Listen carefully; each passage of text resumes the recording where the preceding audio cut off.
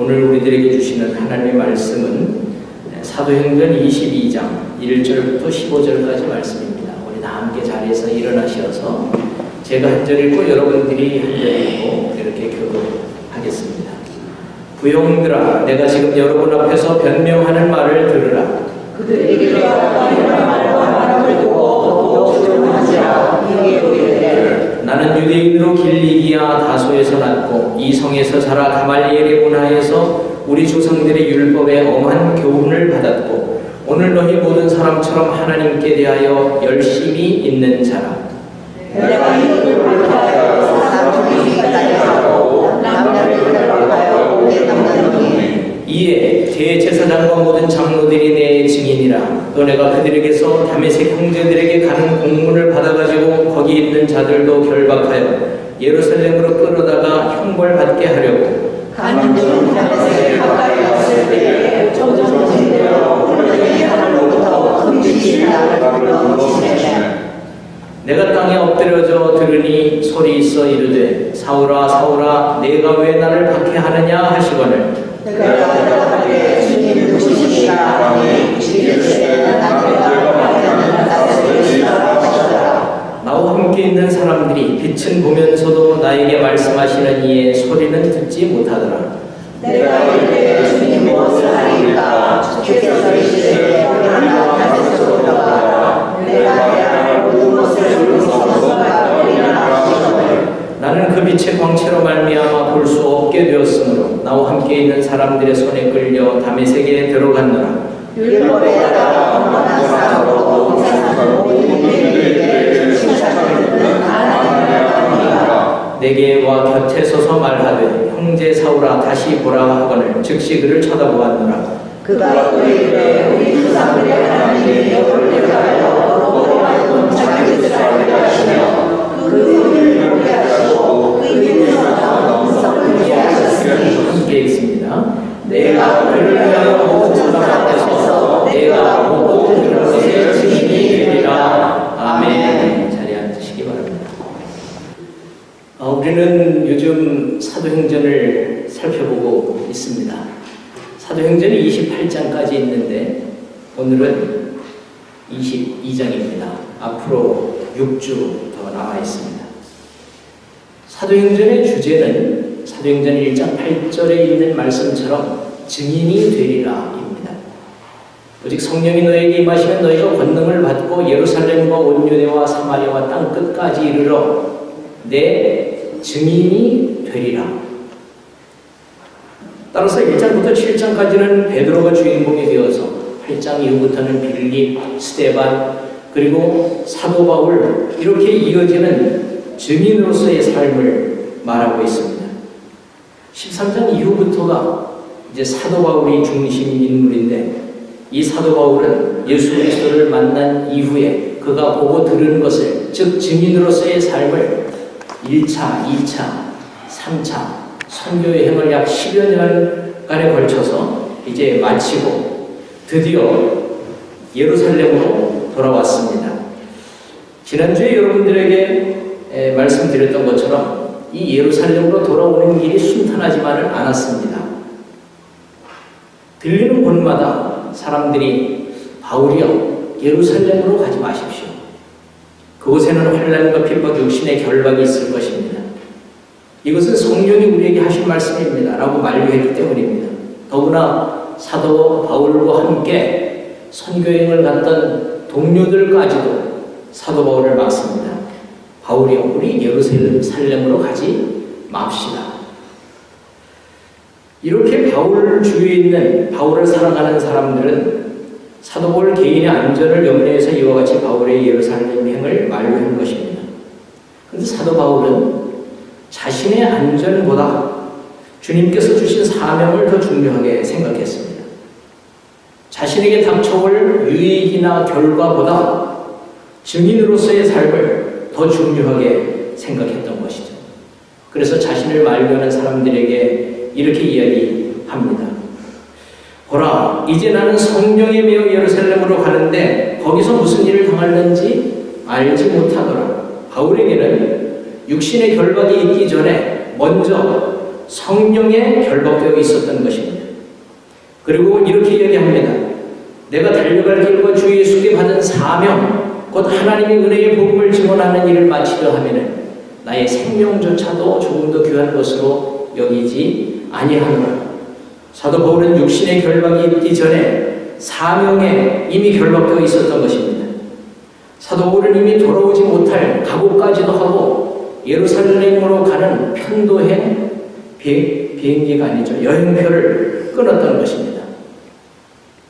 결국 만류하던 사람들은 주님의 뜻대로 이루어지이다. The Lord's will be done. 이렇게 고백하면서 이 바울과 선교팀을 보냅니다. 이것이 지난주까지 우리가 살펴본 내용입니다. 이렇게 해서 결국 사도 바울과 그 선교팀이 예루살렘에 결국 도착합니다. 거기서 어떤 일이 일어났을까요? 이제 우리가 다 살펴보지는 못했는데 지난 21장 17절 18절에 보면 이렇게 말씀합니다. 예루살렘에 이르니 형제들이 우리를 기꺼이 영접하거늘 그 이튿날 바울이 우리와 함께 야고보에게로 들어가니 장로들도 다 있더라. 예루살렘에 도착한 사도 바울과 그 선교팀을 영접한 것은 예수님의 형제 야고보와 예루살렘 장로들이었습니다. 여기서 우리가 주목할 것은 이 야고보라고 하는 사람과 사도 바울의 만남입니다. 그 당시 그리스도인들에게는 두 가지로 분류되었습니다. 첫 번째는 유대인 그리스도인, 그리고 두 번째는 이방인 그리스도인이었습니다. 야고보는 당시 예루살렘에서 유대인 그리스도인을 대표하는 중심 인물이었습니다. 그리고 사도 바울은 이방인 그리스도인들을 대표하는 중심 인물이었습니다. 이 둘이 만나게 되는 거죠. 여러분에게 그동안 몇 번 말씀드렸는데요.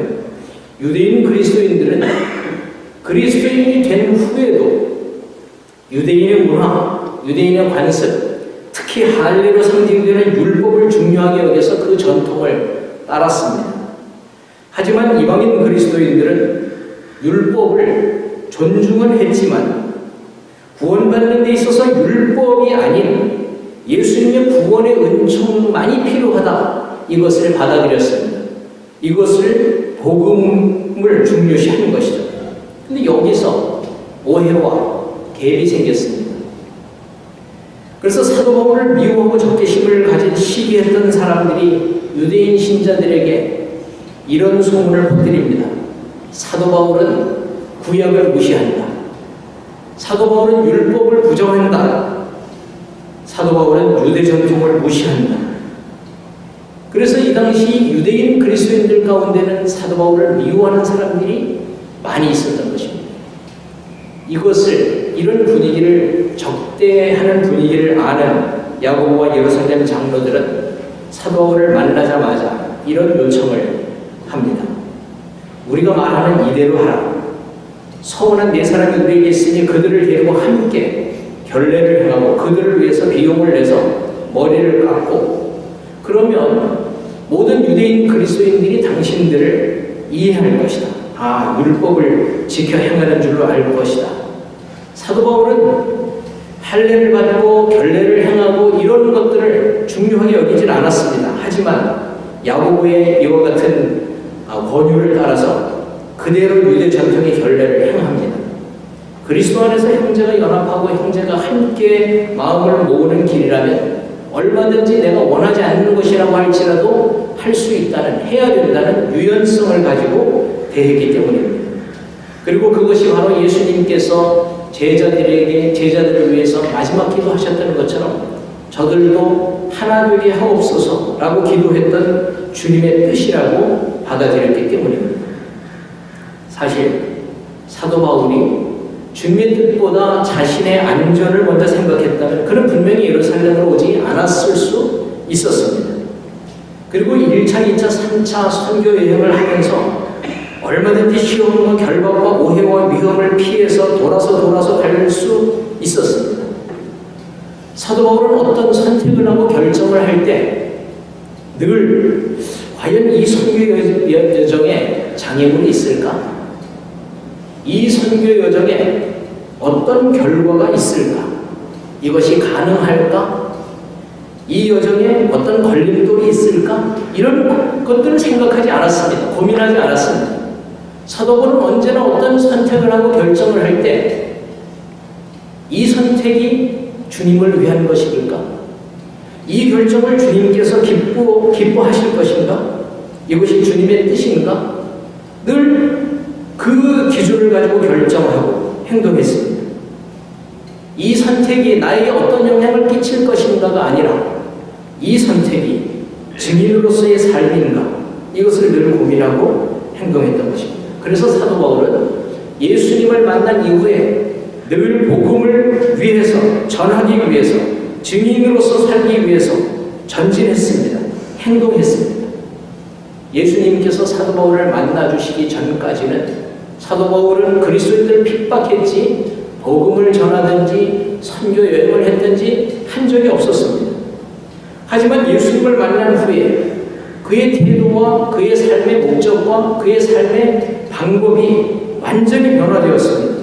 놀라운 믿음의 역사를 일으켰습니다. 사실 이것은 성경에 나오는 모든 믿음의 인물들이 마찬가지입니다. 그들은 자신의 의지로 하나님을 향한 행동을 한 것이 아니라 하나님을 향한 믿음이 먼저 생겼을 때 그 믿음 후에 그들은 행동했습니다. 다윗도 보십시오. 하나님께서 함께 하신다는 분명한 믿음이 있었을 때 그는 골리앗을 두려워하지 않았습니다. 물맷돌을 들어서 던질 수 있었습니다. 골리앗을 이길 수 있었습니다. 요셉도 하나님께서 함께 하신다 분명한 신앙이 있었기 때문에 형제들을 용서할 수 있었습니다. 아브라함도 하나님께서 함께 하신다, 하나님이 나를 부르셨다 확신이 있었기 때문에 그는 고향을, 본토 친척 아비집을 떠나서 하나님께서 지시하는 곳으로 갈 수 있었습니다. 노아도 마찬가지입니다. 하나님의 존재와 하나님의 부르심에 대한 확실한 믿음이 있었기 때문에 그는 오래 걸리더라도 기다리면서 방주를 짓는 행동을 할 수가 있었던 것이죠. 이와 같이 믿기 전과 하나님을 믿는 믿음 후의 행동은 분명히 차이가 있는 것입니다.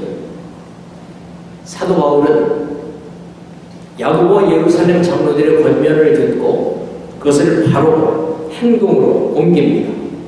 사람들과 함께 머리를 깎고 그리고 헌금을 내서 그 사람들의 모든 비용을 대고 그리고 성전에 들어가서 결례를 행합니다. 이것은 유대 전통을 따라서 어떤 의식을 하는 것입니다.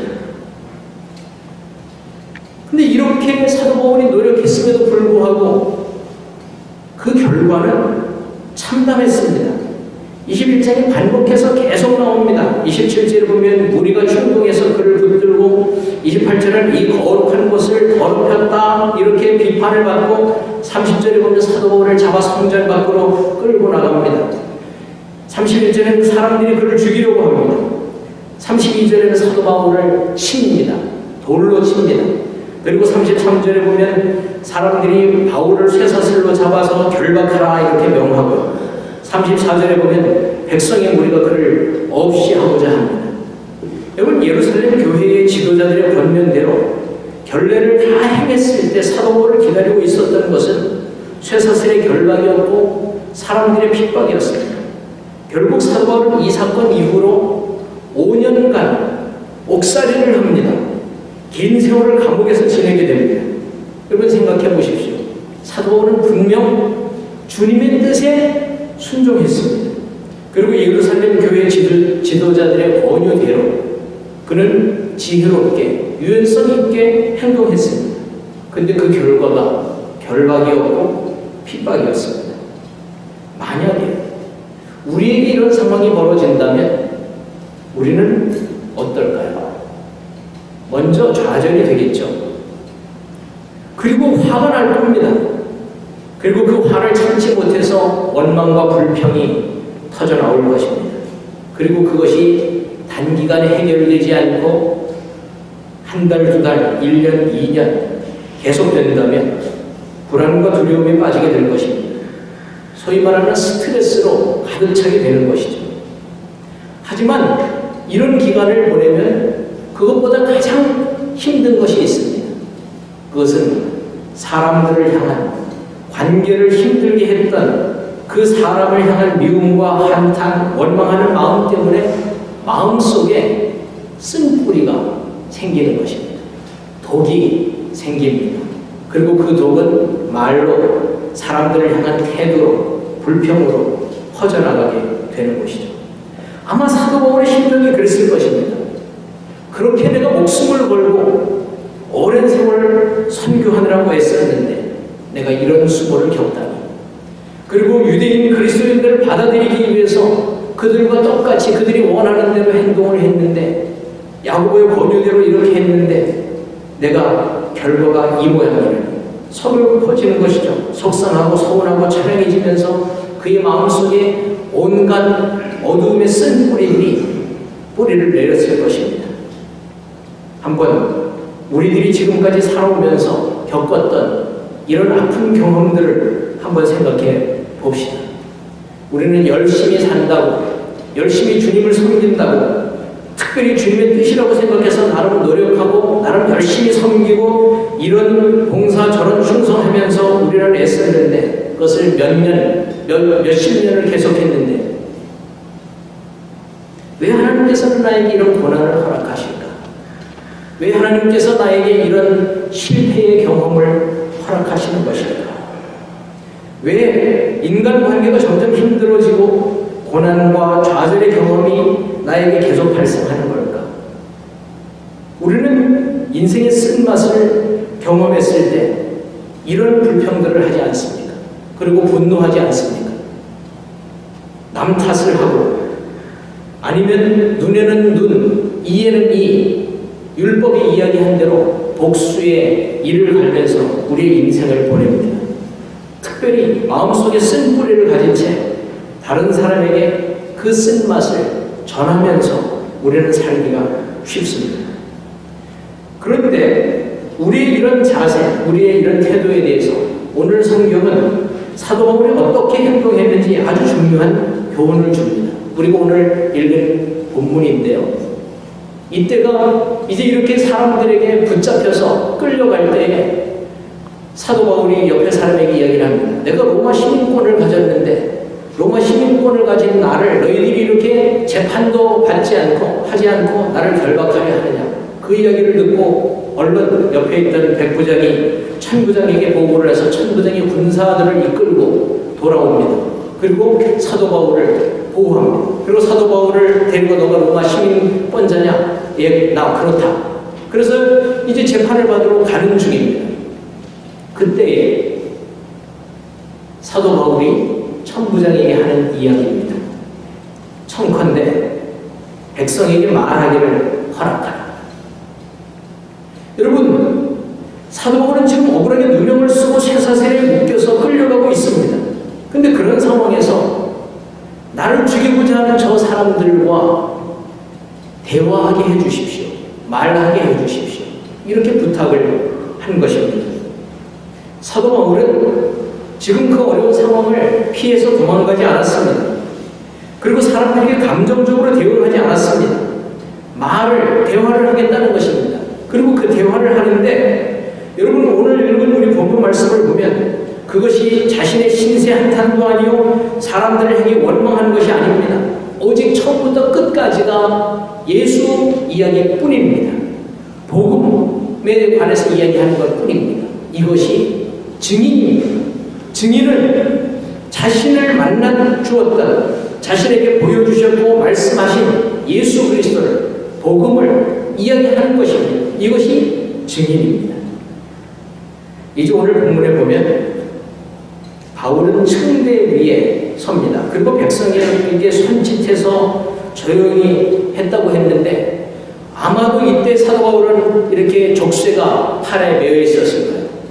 손짓을 했다고 하니까 아마 이 족쇄를 찬채로 이렇게 수갑을 찬채로 올려서 사람들을 조용하게 했는지, 아니면 천부장이 이 족쇄를 풀어주어서, 수갑을 풀어주어서 손을 이렇게 들어서 했는지는 제가 모르겠어요. 성경에 자세하게 나와 있지는 않으니까. 근데 그때 말을 시작합니다. 부용들아, 내가 지금 여러분 앞에서 변명하는 말을 들으라. 여러분, 여기서 변명하는 말을 들으라. 이렇게 시작하는 오늘 우리가 읽은 사도행전 22장 1절부터 21절까지 22장 1절부터 21절까지 말씀이 사도 바울의 변명이라고 불리워지는 아주 중요한 사도 바울의 설교입니다. 여기서 변명이라고 하는 단어를 우리는 보통 부정적인 그 개념을 가지고 있습니다. 자기를 이렇게 변명하는 것, 이런 것으로 우리는 생각합니다. 여기서 변명이라고 하는 단어가 헬라어 단어로는 아폴로기아라고 하는 단어를 씁니다. 이 아폴로기아에서 영어 단어 변증법, 대화법에 해당되는 아폴로지가 나오는 것이죠. 이 당시에 변증법, 대화법을 나타내는 이 변증법은 굉장히 사람들에게 알려진 소크라테스 이후로 플라톤, 아리스토텔레스 이런 사람들이 사용했던 변증법, 즉 자기를 변론하고 진술하고 대화를 통해서 진리에 도달하고자 하는 아주 중요한 대화법이었습니다. 그러면 사도 바울이 소크라테스, 플라톤, 아리스토텔레스에 대해서 알았을까요? 몰랐을까요? 이 사람들은 사도 바울보다는 약 300년, 400년 전 시대 사람입니다. 하지만 이 당시 그 헬라 철학과 헬라의 교육 방법, 특히 헬라의 변증법, 이것이 사람들에게 많이 알려져 있었기 때문에 아마도 사도 바울은 지식과 학문에 관심이 많았고 그런 훈련을 받았기 때문에 이 사람들에 대해서 잘 알았을 것입니다.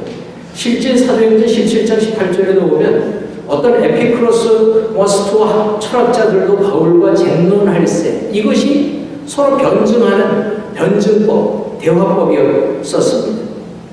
실제로 사도 바울은 이와 같이 헬라 철학에 대해서 그리고 변증법에 대해서 굉장히 잘 알았습니다. 사람을 설득하는 방법도 잘 알았습니다. 물론 나중에는 사도 바울은 내 주 그리스도 예수를 아는 지식이 가장 고상하기 때문에 내가 그 예수를 위해서라면 내가 알고 있던 모든 지식과 방법을 다 배설물처럼 여긴다, 이렇게 사도 바울은 이야기했습니다. 그렇지만 사도 바울은 자신을 변론하는 방법을 잘 알았습니다. 그럼에도 불구하고 실제 사도 바울이 사람들에게 이야기했던 것을 보면 사도 바울은 자기 이야기를 하는 것이 아니라 예수 그리스도를 만난 이야기, 예수 그리스도께서 나를 만나주시고 자신에게 나타나셨던 이야기, 그리고 내가 예수 그리스도를 만난 비포와 예수 그리스도를 만난 그 이후의 애프터의 삶이 어떻게 바뀌었는지 그것에 대해서 이야기를 합니다. 사도 바울은 먼저 이렇게 얘기를 합니다. 나는 유대인으로 길리기아 다소에서 났고, 이 당시 다소는 아주 중요한 도시였습니다. 물론 성경에 나오는 지명들이 중요하지 않은 도시가 없습니다만 이 당시 다소라고 하는 지역은 상업과 무역의 중심지이기도 했고 로마 시대 길리기아 지역의 정치적, 군사적 수도 역할을 했던 곳이었습니다. 특별히 이 당시 아테네가 학문의 도시로, 대학 도시로 유명했었는데 이 아테네를 능가하는 그와 같은 대학 도시였습니다. 따라서 이 도시에서 태어나고 자라는 바울은 다양한 문화와 언어에 접했고 각층의 많은 사람들을 만났을 것입니다. 그래서 사도 바울이 이 다소를 떠날 때 아마 사도 바울 머릿속에는 그 주위에 있는 모든 도시들, 나라들, 지역들, 그리고 그 문화들에 대해서 머릿속에 지도처럼 다 가지고 떠났을 것입니다. 그리고 이렇게 이야기를 합니다. 나는 다소에서 나서 자랐지만 가말리엘의 문화에서 우리 조상들의 율법의 엄한 교훈을 받았다. 이 당시 가말리엘은 유대 최고의 랍비 스승이었습니다. 유대교의 정신적인 지도자였습니다. 바울은 이 가말리엘에게서 엄격한 랍비 지도를 받았다고 하는 것입니다. 그런데 이렇게 좋은 환경에서 태어나 교육을 받고 훈련을 받은 이 사도 바울의 젊은 시절은 어땠을까요? 그는 이렇게 이야기합니다. 내가 내 동족 중에 여러 영감자보다 유대교를 지나치게 믿어 내 조상의 전통에 대해서 더욱 열심히 있었다. 이것은 자기가 뛰어났다, 열심도 있었고 넘버 원이었다, 이런 이야기죠. 그렇지만 자기가 했던 행동을 이렇게 이야기를 합니다. 내가 이 돌을 박해하여 사람을 죽이기까지 하고, 남녀를 결박하여 옥에 넘겼느니. 이번 사도 바울이 그렇게 많은 학문을 배우고 문화적으로 교육을 받았음에도 불구하고 그는 난폭했었다. 특별히 사람을 죽이기까지 했다. 그것이 남자뿐이 아니라 여자까지도 죽이기까지 했다. 이렇게 이야기를 합니다. 자신의 어두운 과거를 이야기하는 것입니다. 여러분, 사실 많은 사람들이 자신의 어두운 지난 과거의 삶 때문에 평생 고통을 당합니다. 그것을 어떻게 해결할 수 없고 부끄럽고 숨기고 싶고 그래서 덮고 감춥니다. 하지만 과거는 팩트이기 때문에, 역사이기 때문에 은폐한다고 가려지지 않습니다. 일본이 그렇지 않습니다. 그것을 감추고 가리운다고 그것이 없어집니까? 인간은 과거의 고통을 해결하기 위해서는 주님을 만나야 합니다. 주님 안에서 내 모든 과거의 문제가 해결되고 주님으로부터 새로운 사명을 받을 때 자신의 과거의 문제는 해결되는 것입니다. 사도 바울은 지금 그 이야기를 하는 것입니다. 나중에 6절에 보면 사도 바울이 예수님을 만난 이야기를 이렇게 하고 있습니다. 담메색 도상에서 빛 가운데 그리고 음성 가운데 나타나신 예수님께서 나에게 이렇게 물으셨다. 사울아, 사울아, 내가 왜 나를 박해하느냐? 사울아, 사울아, 왜 내가 나를 박해하느냐? 그때 이 사도 바울은 이렇게 묻습니다. 주님, 누구십니까? 나는 내가 핍박하는 예수다. 예수님께서 사도 바울에게 그렇게 이야기하십니다. 그때 이 예수님께서 사도 바울에게 너는 일어나 다메섹으로 가라. 이렇게 말씀하십니다. 사도 바울은 이 예수 그리스도를 만난 이 경험이 있기 때문에 자신의 과거에 대해서 비록 부끄럽지만 사람들에게 이야기합니다. 나는 이렇게 부끄러운 사람이다. 나는 예수님을 핍박했던 사람이다. 하지만 예수님은 나의 과거를 용서해 주셨다. 그리고 나에게 사명을 주셨다. 예수님은 나의 신분을 바꿔주셨다. 나에게 영생을 주셨다. 그리고 악한 자를 바꾸셔 선을 이루어 주셨다. 그래서 자신의 부끄러움까지도 사용하시는 선하신 예수님을 간증하는 것입니다. 어느 곳에 가든지 예수를 이야기하는 사람은 그 마음에 쓴뿌리가 없는 것입니다. 그래서 사도 바울의 설교나 사도 바울의 편지를 보면 상처가 없습니다. 쓴뿌리가 없습니다. 자신의 부끄러운 과거를 솔직하게 이야기합니다. 그러나 이 모든 상처까지도 부끄러움까지도 해결해 주신 예수님을 자랑합니다.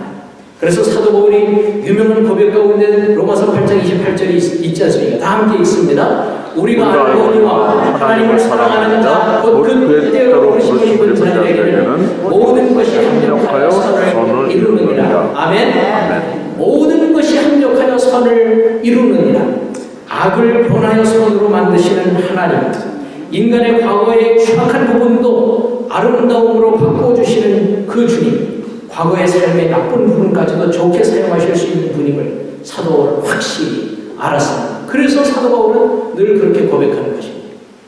모든 것을 합력하여 선을 이루시는 그 하나님, 그 주님, 이분을 고백합니다. 여러분, 고린도전서 1장에도 이런 고백이 있죠. 형제들아, 너희를 부르심을 보라. 육체를 따라 지혜로운 자가 많지 않고 능한 자가 많지 않고 문벌 좋은 자가 많지 아니하도다. 그러나 하나님께서는 세상에 미련한 것들을 택하사 지혜 있는 자들을 부끄럽게 하시고 세상에 약한 것들을 택하사 강한 것들을 부끄럽게 하시고 하나님께서 세상에 천한 것들과 멸시받는 것들과 없는 것들을 택하사 있는 것들을 폐하려 하시나니. 제가 오늘 칼럼에도 썼지만 여러분, 흙수저는 오늘날 우리 사회에서는 흙수저를 벗어날 수 없다. 흙수저이기 때문에 한계가 있어서 그 신분이 바뀔 수 없다. 이렇게 이야기를 합니다. 하지만 성경은 그렇게 이야기하지는 않습니다. 흙수저라고 할지라도 주님께 붙잡히면, 주님을 만나면, 그리고 주님께서 쓰시면 금수저를 이길 수 있다. 다이아몬드 수저도 이길 수 있다. 이렇게 이야기를 합니다. 여러분, 하나님은 우리의 모든 과거를 활용하셔서 우리를 새 사람으로 새로운 미래의 주인공으로 사용하십니다. 우리가 과거에 학대가 있고 질병을 가졌고 역경이 있었고 경제적인 파탄을 가졌고 사람들에게 버림받았고 이혼을 했고 가족의 죽음이 있었고 어떤 것이라고 할지라도 그 어느 것도 예외일 수 없습니다. 하나님을 사랑하는 자 곧 그 뜻대로 부르심을 입은 자들에게는 모든 것, 이 모든 것에는 이 모든 것들이 포함됩니다. 예외가 없다고 하는 것입니다. 사랑하는 성도 여러분, 하나님은 분명히 우리를 사랑하십니다. 그리고 우리를 축복하시기를 원하십니다. 우리를 증인으로 사용하시기를 원하십니다. 그 은혜를 받아들이고 받아들이지 않고는 우리들의 선택입니다. 우리는 평생 화가 난 채로 분노하시며 사셔도 됩니다. 왜 내 부모가 나에게 이렇게 했을까? 왜 형제가 나에게 이렇게 행동했을까? 왜 남편이 나를 이렇게 대했을까? 왜 아내가 나를 이렇게 대하는 것일까? 왜 자식이 나를 그렇게 실망시키는 것일까? 왜 하나님은 나에게 이 상황을 허락하셨을까? 왜 나에게 이런 일이 일어났을까? 하나님은 그렇게 하지 마셔야 했어. 이렇게 끝쓴 뿌리를 키우셔도 됩니다. 이것은 우리의 선택입니다. 하지만 오늘 사도 바울처럼 예수 안에서 새로운 선택을 할 수가 있습니다. 사도 바울은 본문 10절에서 이렇게 얘기를 합니다. 내가 이르되 주님 무엇을 하리이까? 예수님은 사도 바울을 만나 주셨습니다. 나는 내가 핍박하는 예수다. 이렇게 이야기했을 때 사도 바울은 자기 모든 과거의 문제들을 다 있는 그대로 주님 앞에 내어놓고 그 문제를 아시는 주님 앞에 주님께 묻습니다. 주님, 제가 무엇을 하리이까? 우리도 주님 앞에 이렇게 물을 수 있습니다. 주님, 제가 주님을 위해 무엇을 하리이까? 주님, 제가 이웃을 위해 무엇을 하리이까? 주님, 제가 한 영혼을 위해 주님의 나라를 위해 무엇을 하리이까? 저는 이 말씀을 묵상하는데 그런 마음이 들었어요. 주님, 제가 무엇을 하리이까? 이 질문을 할 때 바울의 심정이 어땠을까? 아마 처절하게 무너지고 있지 않았을까? 자신만만해서 살던 자신의 모든 인생, 그 과거, 이것을 아시는 주님 앞에 깨어지고 무너지는 심장을 가지고 주님, 제 이렇게 실패한 못난 사람이 무엇을 할 수 있겠습니까? 지금 그런 마음 가지고 주님 앞에 묻는 것이죠. 사도행전 2장에 보면 베드로의 설교를 듣고 자신들의 실패와 실수, 잘못에 대해서 들은 이 군중들이 마음에 찔림을 받고 그렇게 묻지 않습니까? What shall we do? 우리가 어찌하면 좋겠습니까? 아마 똑같은 심정일 것입니다. 그런데 이 질문에 대한 답을 사도 바울은 하나님께서 이미 사도 바울을 위해서 준비해 놓으신 아나니아라고 하는 사람을 통해서 듣게 하십니다. 바로 그 말씀이 지난 한 주 동안 우리가 암송했던 15절 말씀입니다. 함께 봉독합니다. 내가 그를 위하여 모든 사람 앞에서 내가 보고 들은 것에 대하여 증인이 되리라. 내가 보고 들은 것에 대하여 증인이 되리라. 그렇습니다. 증인이 되리라. 사울아, 너는 내 증인이 될 것이다. 바울아, 너는 내가 보고 들은 것에 대해서 내 증인이 될 것이다. 사도 바울은 다메섹 도상에서 소리와 빛으로 나타나신 예수님을 구세주, 그리스도로 메시아로 믿었습니다. 믿고 그는 바로 믿음을 행동으로 옮겼습니다. 그것이 증인입니다. 증인을 헬라어로 말투스라고 합니다. 이 말투스라고 하는 단어는 두 가지 뜻이 있습니다. 한 가지 뜻은 순교자, 그리고 다른 한 가지 뜻은 증인입니다. 우리가 주님을 위해서 순교를 하든지 아니면 증인으로서 순교자의 마음을 가지고 증인으로서 사는 것입니다. 사도 바울은 결코 예루살렘 성도들을 향해서 쓴 뿌리를 키우지 않았습니다. 바울은 이제 이 유명한 바울의 변명, 바울의 설교 이후에 감옥으로 끌려가서 5년 동안을 감옥 생활을 지냅니다. 근데 이 감옥 생활을 하면서 쓴 편지가 옥중서신입니다. 4가지 성경이 있습니다. 이걸 가리켜서 에골빌빌이라고 하는데, 에베소서, 골로새서, 빌립보서, 빌레몬서. 그런데 이 옥중서신을 보면 거기에 그의 마음의 상처나 쓴 뿌리가 없습니다. 도리어 기쁨에서, 주 안에서 기뻐하라. 내가 다시 말하노니 기뻐하라. 그리고 눈물에 사랑이 서하라. 그리고 성도와 교회를 도리어 염려하고 너희들이 살든지 죽든지 먹든지 마시든지 무엇을 하든지 주님의 영광을 위하여 하라.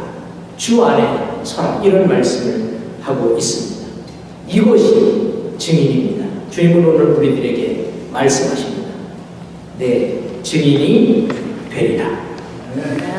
우리 다 함께 자리에서 일어나셔서 우리 찬양 드리겠습니다. 주의 말씀입니다.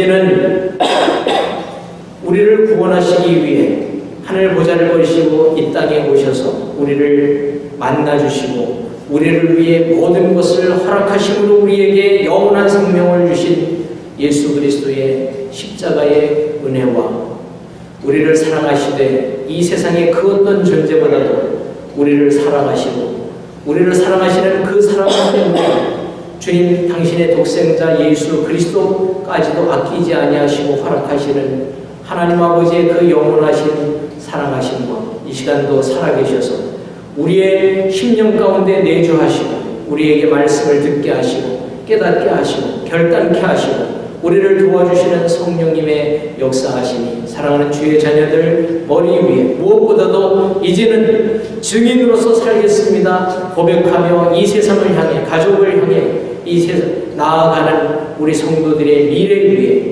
지금으로부터 영원까지 함께 계시기를 간절히 축원하옵나이다.